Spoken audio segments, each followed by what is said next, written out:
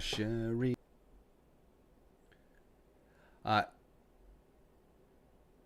As usual, we have an hour, but really more like 45 minutes, but really more like 32 minutes of daily Vikings talk, as well as some nonsense. It's a lot of good times going on. Sorry, I'm just watching this UPS guy. I don't think he's having a good day. Anyways, thank you very much for coming along. Weird times. Putting it mildly, yeah. If you want to support the work, purpleftw.com/support. All of our great sponsors. Also join the Discord. Join the Jerome Survivor Pool. We'll post a link. There's a lot going on as this season is blessedly about to start, as well as we did the cap.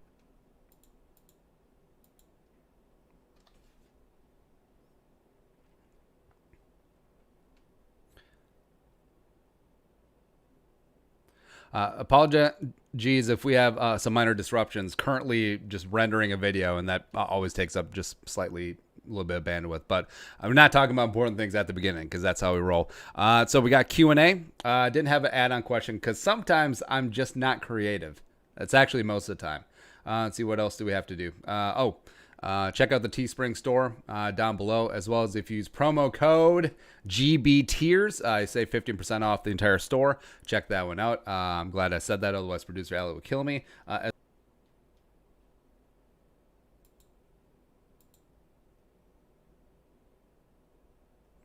See, we currently have, if only this would load.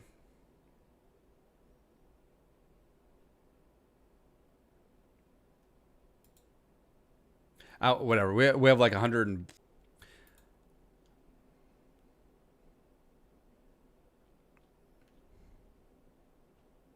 making something bigger than herself. Skull Jeromes. So I've said on here a bunch that we try to keep the content as apolitical as possible. And I feel like if you want to get into politics, there's a lot better outlets to do that, as well as I do understand people in sports using their platforms for politics, for important issues. I get it. I understand it. But also, I see the other angle of it where it is a little bit disingenuous. Like, you guys are here for Vikings talk as well as some nonsense, some food talk, maybe. And if we just browbeat you with political talk and our political views, that's a bit of a bait and switch. So I see both sides, but again, we try to keep this thing as apolitical as possible because that's what sports are supposed to be. They're supposed to be this little respite from when things get too real in life. And yeah, obviously I have views, but also I'm not going to bore you with them. I mean, there's too many other important things to talk about. Like, is Kyle Hinton going to make the 53?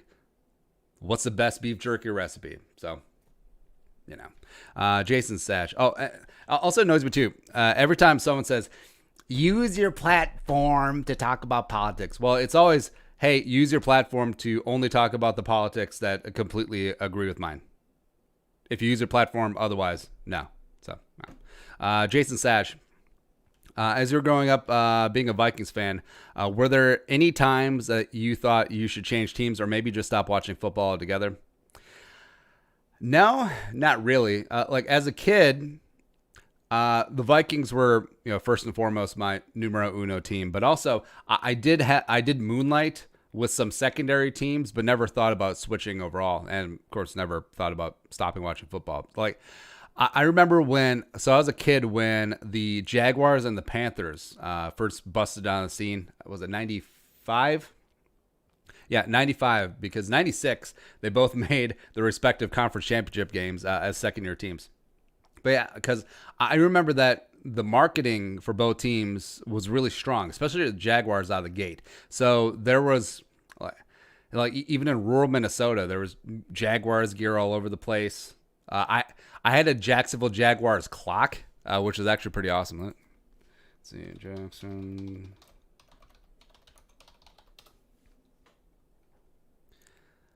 It was so. I wish I had it now because it was great. It was the old school logo, like the first logo. Ah, man. God, I would love to find it.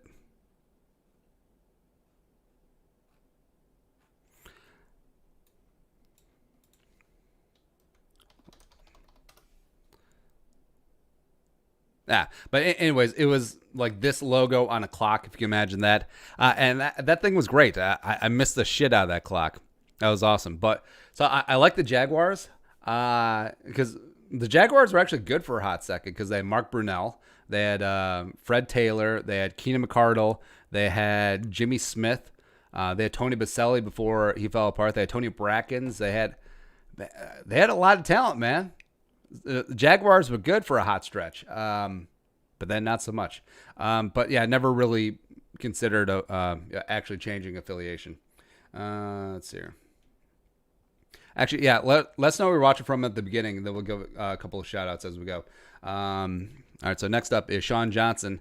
What are your thoughts on the Mackenzie Alexander situation? So this was 22 hours ago.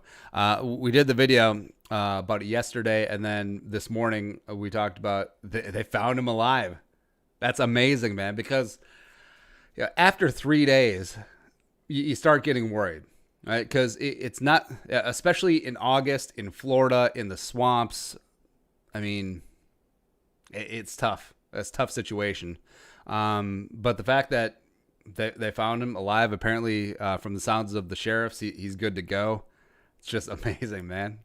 Just amazing. As well as, I am so pissed off, but also not surprised by how the media covered Mac's arrest. So, yeah, because people only scan headlines, right? Actually, let's look this up.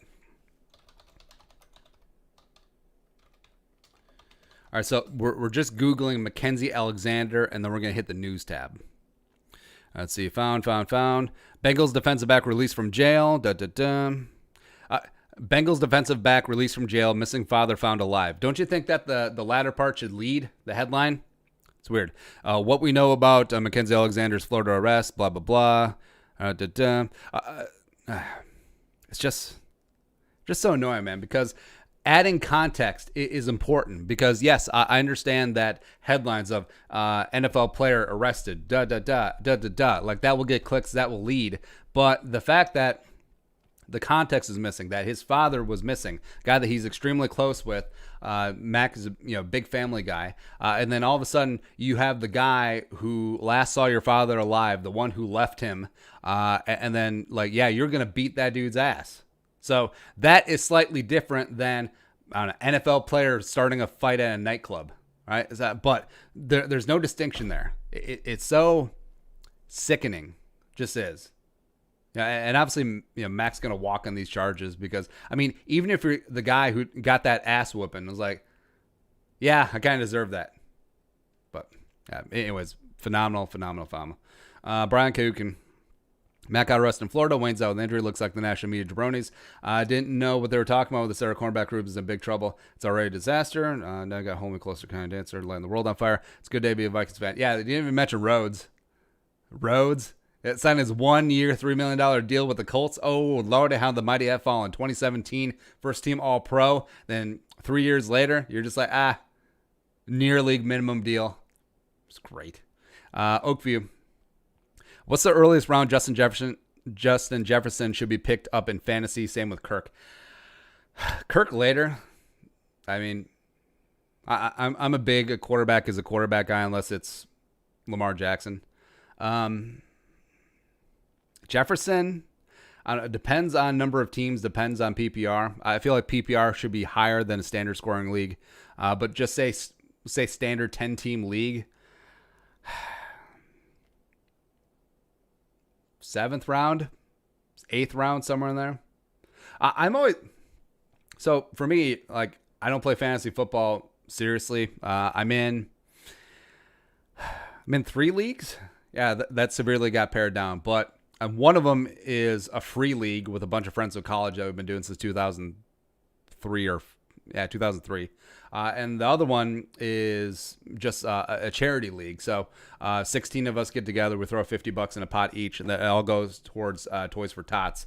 So that's not even for any prize. But so I'm perfectly fine going against ADP, average draft position, and just drafting guys that I want to watch.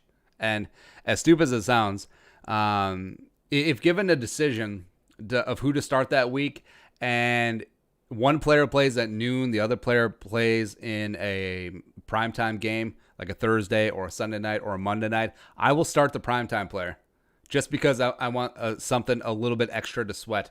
As well as if a player plays on Monday night and it's close versus a player who plays on like a noon game, I will play the Monday night guy because I want, even if I go into Monday Night Football down 100 points, I want that just miracle possibility. Like, hey, maybe CJ Ham has a 100-point game in him. I don't know.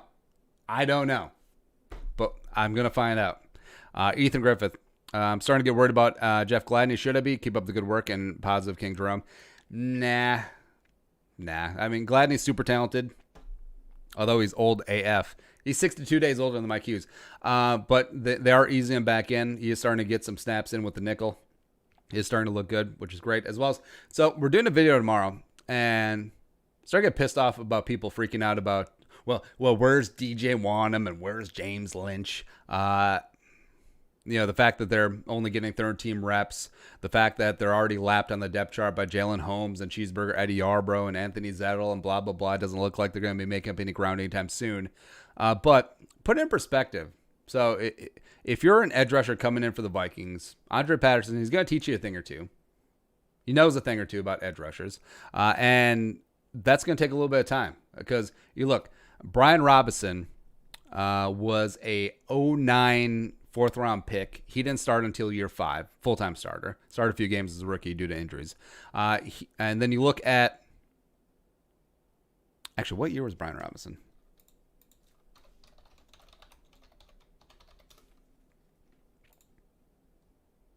Sorry, 07, fourth-round pick. Whatever. And then 2010, Everson Griffin, fourth-round pick. He didn't start until year 5. Danielle Hunter, third-round pick in 2015. He didn't start until year 3. Fadio Denebo, 2017, 7th-round pick. He didn't start until this season, year 4. So give a little bit of time. Like, if Wanham and Lynch are doing absolute zippity-pippity jack squat in 2022, then wake me up. But until then, let me sleep. Let me nap. Next up, Ethan Griffin. Plug some merch for Producer Alley. Already did it. And we need to give our extra cap to Danielle and O'Neal to keep them happy. Danielle must be pissed that he signed that contract. I don't know if he is. Because the marginal utility of money decreases once you have a big chunk. So Danielle got was a $20 million?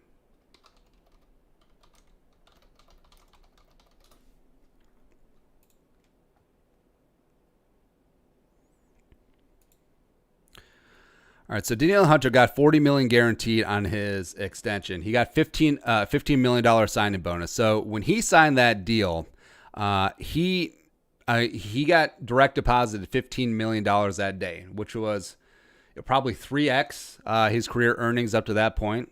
And Danielle's one of those guys, takes care of his money, super humble guy, lives pretty quiet. I mean, probably not going to spend even $15 million even after taxes in multiple lifetimes, right? And if he earns every single penny in this extension, which he should, so $72 million, say $36 million after taxes, like he's going to be set. He's going to be good. And at a certain point, you're good. And also, if you don't have the ego, you'd be like, all right, I got paid. I got my contract. I'm going to serve out my contract. I'm going to do this. I'm going to do that. Yeah. I frankly, I don't think Danielle Hunter cares. As well as, hell, if he plays out every single snap of this contract, he'll be 29 when he's due up for another extension, which he will hammer again. So, yeah, I think he's fine. He's fine. Him, Harrison, cut from a similar cloth, where when they signed their extensions, they were below market value. They didn't even make them the highest at their respective positions. So, I think he's fine. Big Rover. What are your thoughts on both backup safeties being claimed through waivers after teams trim down to 53? What are your thoughts on both our backups?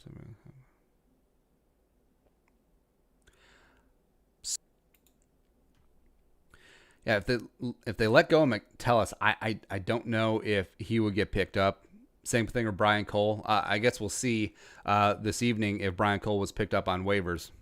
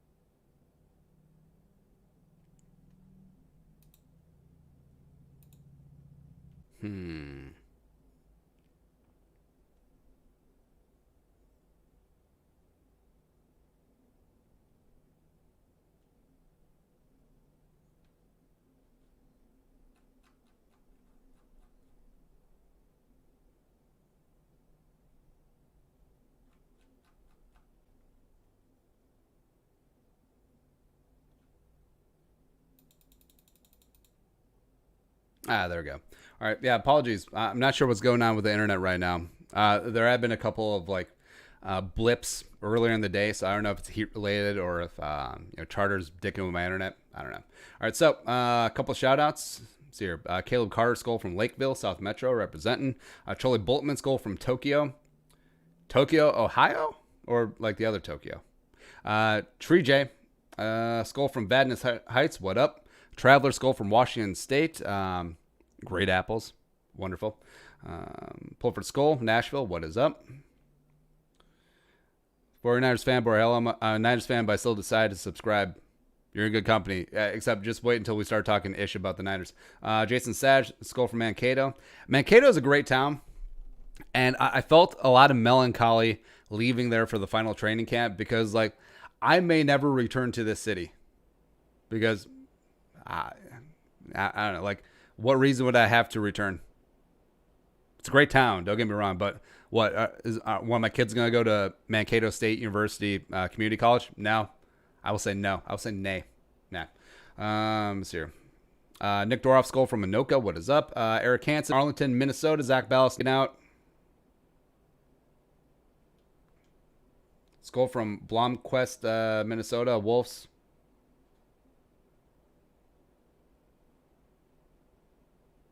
Yeah, thanks, Traveler. Like, I understand the internet's acting up, but...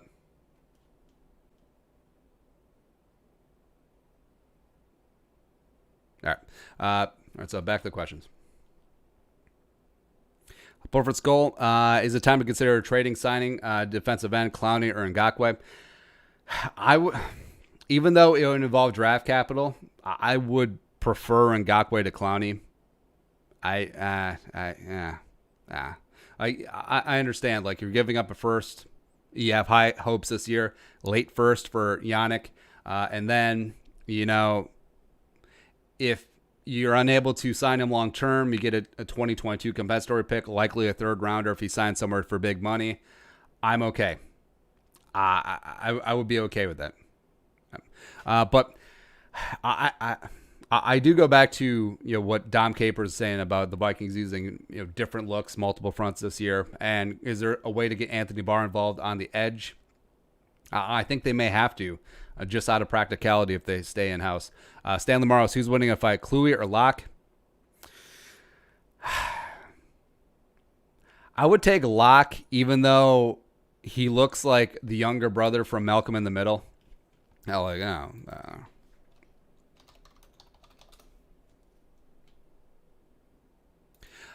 This also annoyed me too. Every time you looked up Jeff Locke, it came up the stupid picture from the Pirates.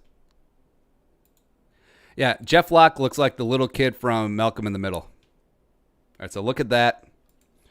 Youngest bro.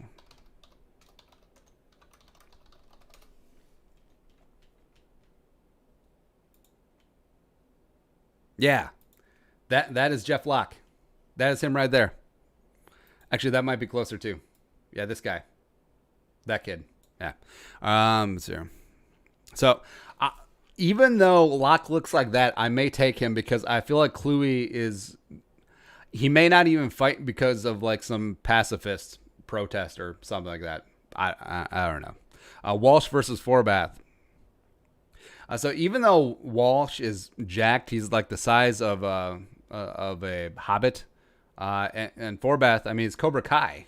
So he's obviously got that karate training. So I got Kai. Tree J. I believe in everything happens for a reason. And just like in nature, after the rain comes the rainbow. With that said, do you think Kirk can get any better? I've been wondering if we should draft a new quarterback soon or if we're comfortable with Kirk until he retires. Well, early returns, Kirk Cousins has been looking pretty damn good in training camp. So you pair that with Kirk had his best season of his career last year and another year with Kubiak.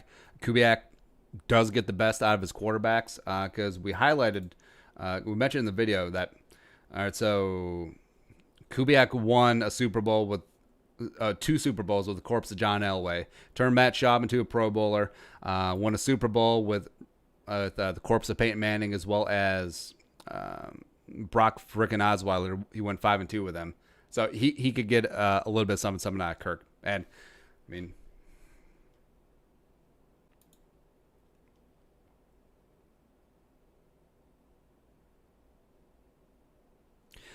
next up is Stanley Morris.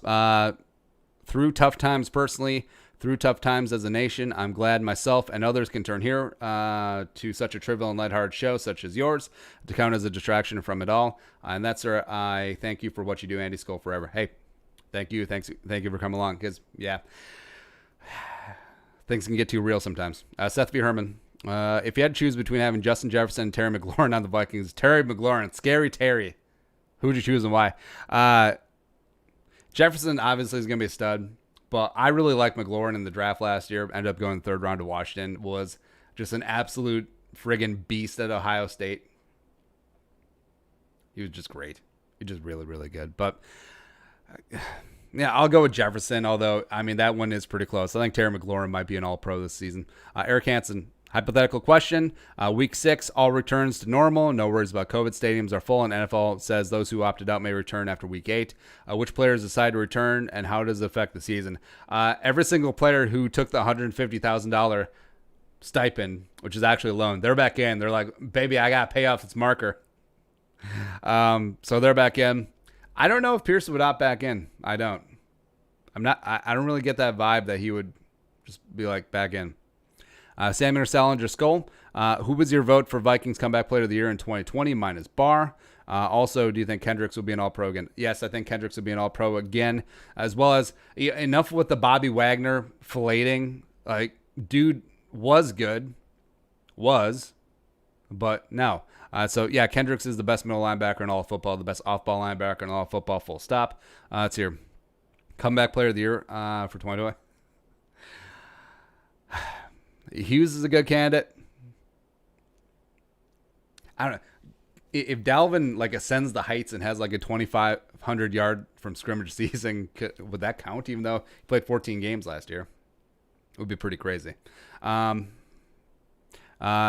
up, John Merck. First off, what's your go-to Taco Bell order? Nothing. I could devour 12 Loco Tacos anytime. Secondly, I'm guessing the NFL TV. The Taco Bell breakfast is pretty good. So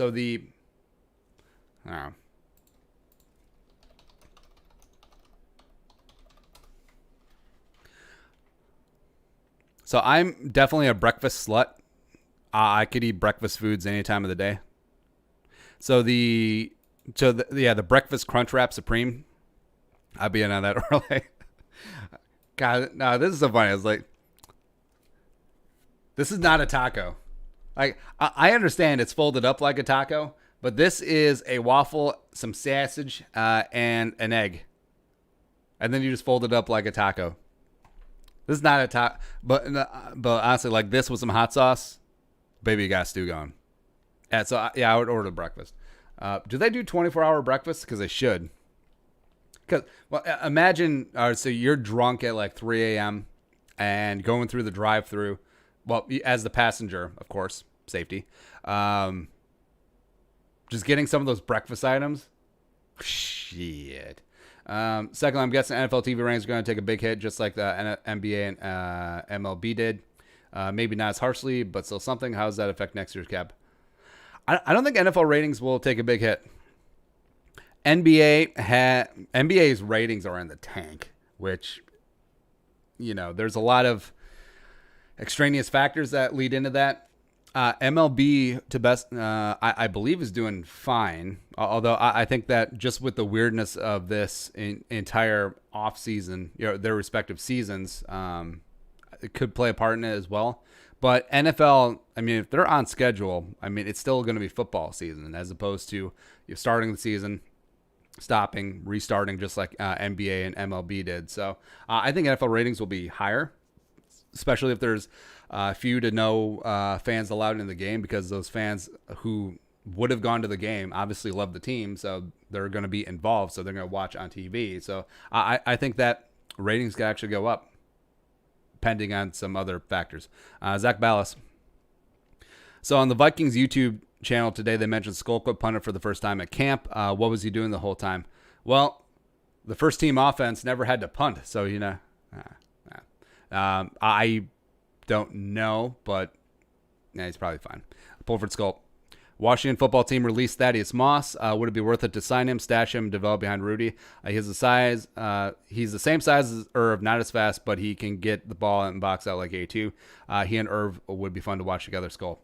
So I like the idea, but also for situations like this, especially legacy guys, I always be like, all right, so what if Thaddeus' name was like Mike Bratkowski, right, and not Randy Moss's son?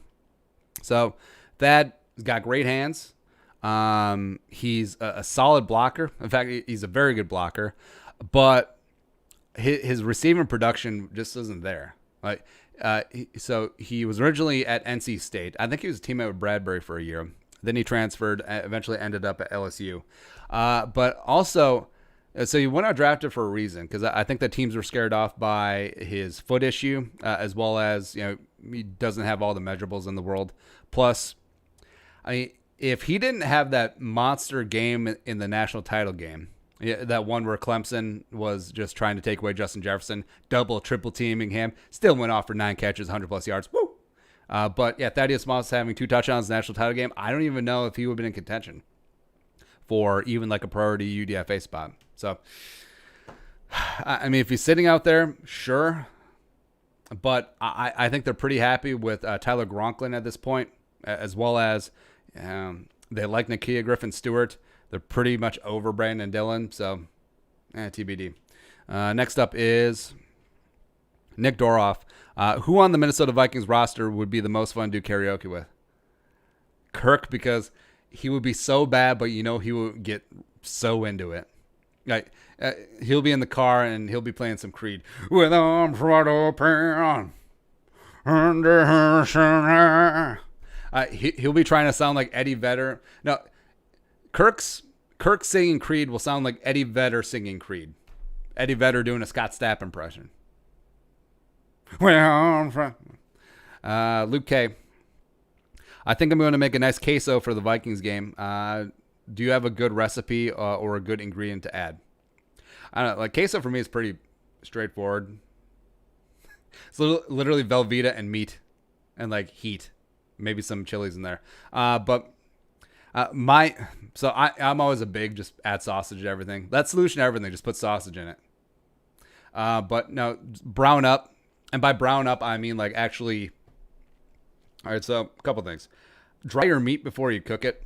It's really important, especially if it was frozen, because it's still retaining water. Just try and get as much water as possible out of there so that you can give a nice sear on things. So adding some like crumbled up Italian sausage or like chorizo, which is really, really good. So what you do is, even if you just got it from the store, like a package of sausage, put out some paper towels and lay out all the sausage, more paper towels on top, and just like squeeze out all the liquid as much as you can. And then a lot of people, when they cook like ground beef or sausage, they just throw it in a pan and let its own fat cook, which is fine.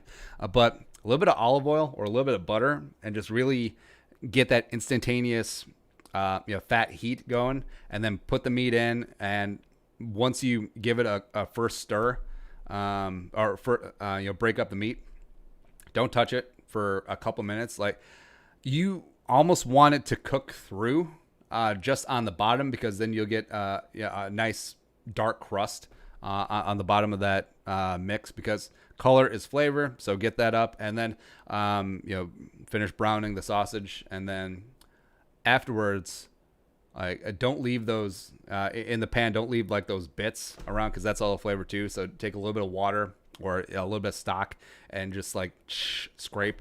Put that in. Put the Velveeta in the crock pot. Woo! A little bit of hot sauce in there. We're good. Luke K, what is the most underrated soup? Well, it's almost fall. So like a butternut squash soup, really underrated. Really, really good.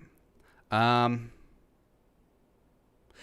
like cream mushroom soup gets a bit of a bad rap since it's Midwestern bechamel. So because it's like the basis for a lot of hot dishes and whatnot. But if you make a from scratch cream of mushroom soup with some porcinis or some oyster mushrooms, or I've done it with morels before, it's really good. Or if you're lucky enough to come across some chicken of the woods, by the way, be very dialed in on your mushroom identification, because chicken of the woods looks a lot like, I forget the name, but there's this one mushroom that's extremely toxic, but it looks the same. But yeah, chicken of the woods is probably the best eating mushroom out there, including morels. I said it, suck it. Morels, you never get all the sand out, but nah. But yeah, just a really good like mushroom cream soup.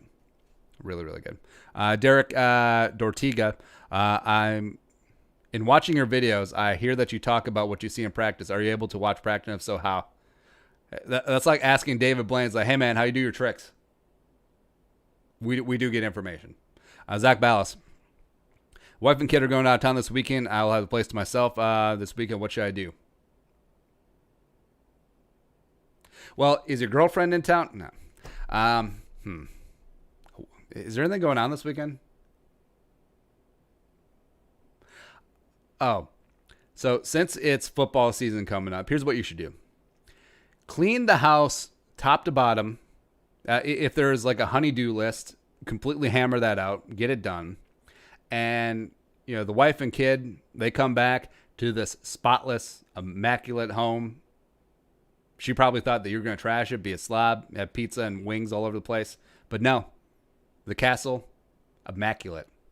Because you want to stack up those brownie points for football season. All of those hours when you're watching games that don't even pertain to the Vikings, sweating your fantasy team, all of that. If you're a hunter, spending out time out in the woods, you need to rack up those points. So yeah, do that while drinking a case of find some Shinerbach. Texas gets it right there. Texas gets it right about a lot of things, but also beer. Shinerbach's phenomenal. Eric Nelson. So I work for a company is the way I'll put it. I went to work for a bunch of COVID-19 symptoms, and they were trying to keep me there at work. What do you think about that? Do you work at a nursing home? No. It goes to show all the thing about his bottom line. They don't care who gets sick. Yeah, I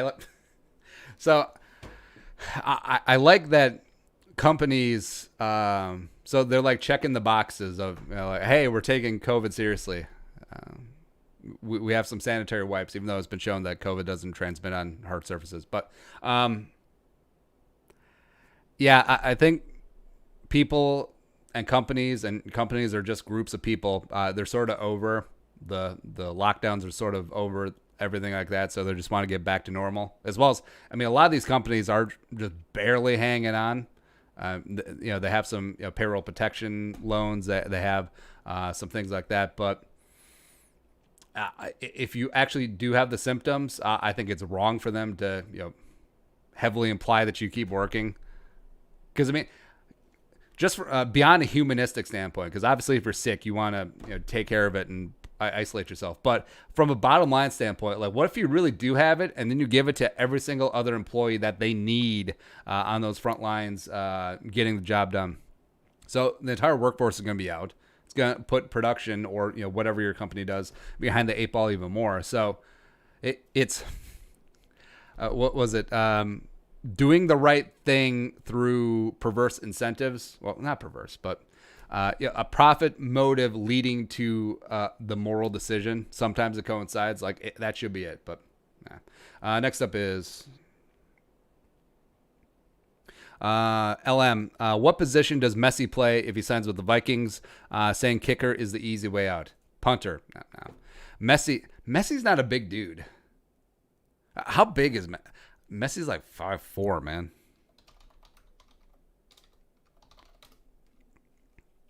5'7", whatever. Although he looks like every douchebag like craft brewer in the state of Minnesota, though. He's got the coiffed hair.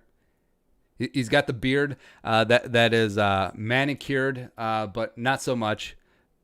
But it's manicured just enough that it looks good, but not too much that people think that you're actually manicuring your beard. That's important. I didn't know that Ronaldo's 6'2". Damn. What position we play?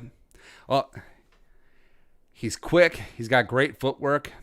So you would think like a scat back sort of running back, like Tony Brooks James, pretty similar size. Yeah, that's a good one. J.J. Watt standing next to Messi. It's funny. No, J.J. Watt.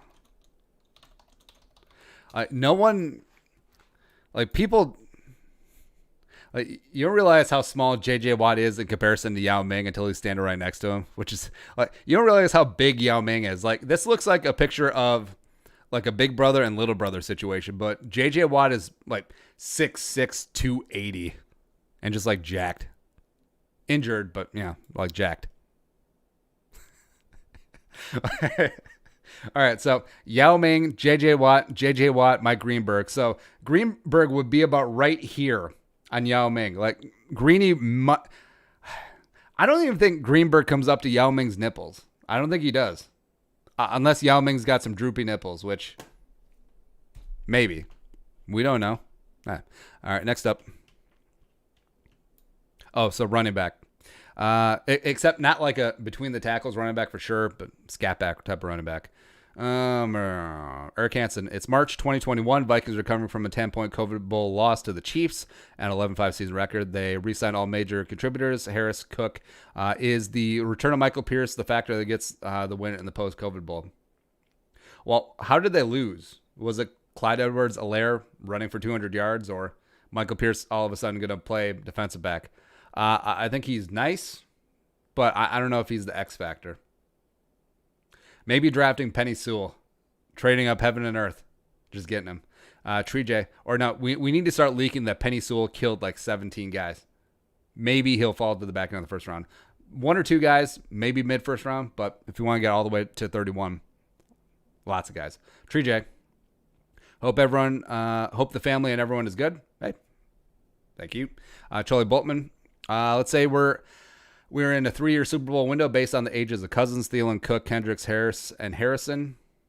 By the way, either Harris or Harrison needs to change one of their names because it becomes a tongue twister saying Harrison. How about Mike Smith? Mike Smith and Anthony Harris. There you go. Harrison, you're officially Mike. If this group fails, which young group of players does the next Super Bowl window default to? Will that group prime be better than the aforementioned group? Well, depends who the quarterback is. But just replacing like Jefferson or Thielen with Jefferson, BC, yes. Kendricks. Yeah, Kendricks still in his prime. Safety, bit of a wash, but the young quarterback's rising up. You can replace a running back. Again, it depends who the quarterback is, but overall, the Vikings like younger core, I guess, is really good. Vengeance, big BC fan here. Just for fun because he wears the same number as Burleson did. Do you see Johnson have a higher ceiling than Burleson in his prime? Yes, because I think Nate only had 2,000-yard seasons or one 1,000-yard season. Yeah, only with the Vikings. Yeah, I think BC's ceiling is a little bit higher because when he was in Minnesota, he was a solid wide receiver too. But after that in Seattle and Detroit, wide receiver 2, 3, probably at max. As well as, God, I love Nate Burleson, But I think I loved him even more because he broke his arm protecting his pizza. So he was driving. Lions wide receiver Nate Burleson suffered a broken arm during a car accident last month, but this isn't your garden variety automobile related injury. No, Burleson was hurt while trying to save his pizza from sliding off the passenger seat in his car. I love it. I love every piece about this. Like, Nate Burleson was already cool to begin with. This just adds to it. This is great. Probably my favorite story of the past decade. Easily. No, it's my favorite moment of the past decade, and I had 2 kids in the past 10 years. So much I love Nate Burleson. Holla. Brett Vuzels, what is your... Mainly the 2 guard spots. Like, I think Elfline will actually be surprisingly good at right guard. Will they be stubborn about the left guard position? Just, hey, Dozier's out there. Hey, another Dozier. How about Dozier? Yeah. Next up is Viking Jerome. Will Kenny Willekes make this team? As of right now, probably not. I think he may be practice squad bound, but hasn't really done a ton. About to Bod, do you like the new Twitter update? I haven't seen it. I only use TweetDeck, and it's mainly just to get pissed off. But our Vikings postponed their Zoom call. Or so they postponed the Zimmer press conference. Looks like they're probably going to skip practice today. It's all good. Next up is Stanley Morris. Do you think handicapping for over-unders will suffer this year at the beginning with no preseason, most of the off-season? Like, do you think overs will be more common with defenses not being able to tackle right or unders? Yeah, I think this is going to be a really tough season for handicappers because it's always tough at the beginning of the season just because you don't really know what teams are going to be. Over-unders as well, especially point spreads, because that's when most of the sharp bettors make their money because the lines aren't as tight as opposed to you get later on in the season. The market more accurately gauges how teams are. But yeah, over-unders can be tough. I would actually bet the under on a lot of games because I think that, offense is generally behind defense in terms of coming out of the gate. Because, I mean, defense, if you have 11 guys just out there making plays, it's all good. But offense takes being in sync. It takes Scrantonicity. So, yeah, I'll take unders on everything. Zach Archer, Luke Zacher. Wow, I'm great at reading today. Are you hoping that Diggs does great in Buffalo, or do you want him to struggle and learn that he had to go to Minnesota and he shouldn't have forced himself out so early? Well, the petty side of me wants him to struggle and get pissed off at Josh Allen after Allen misses him for the 17th straight deep ball where Diggs was wide open. As well as Bills fans. I like Bills Mafia. I mean, they really got after us in the comment section though after we started talking about the Bills. But now I hope he does well. I mean, no hard feelings. OP does well. I hope Jefferson does well. I hope it ends up being a win-win trade. And bring it on to the Super Bowl, by the way. Love to tee off on what's his face. Stanley Morris, last one. How many games this year do you think Vikings will be dogs? How many games because of unfair crowd advantages around the league will the Vikings be dogs? Should they be in pick or even favorites? Let's see.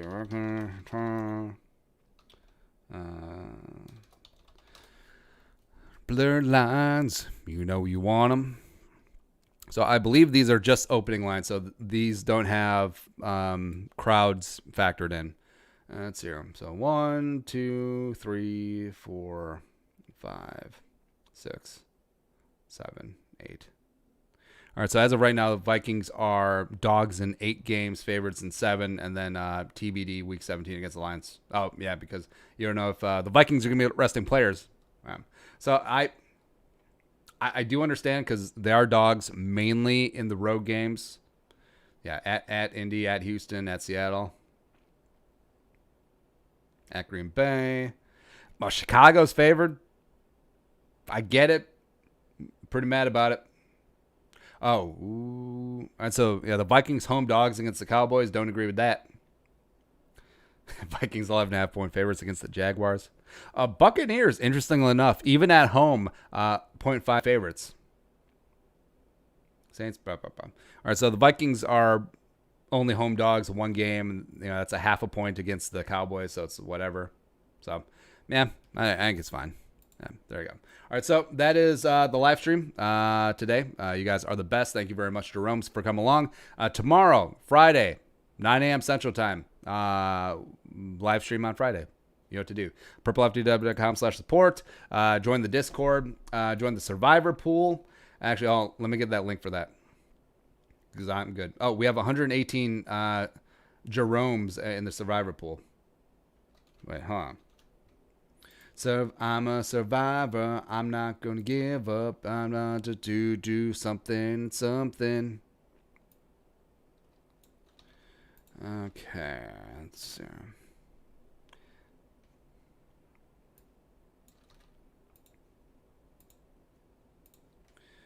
All right. Survivor. Join the Vikings, join the Jerome Survivor pool. If you get off the main page, password is TACO, TACO, all lowercase. Winner of the Survivor pool gets $100 in Purple for the Win merchandise, including. If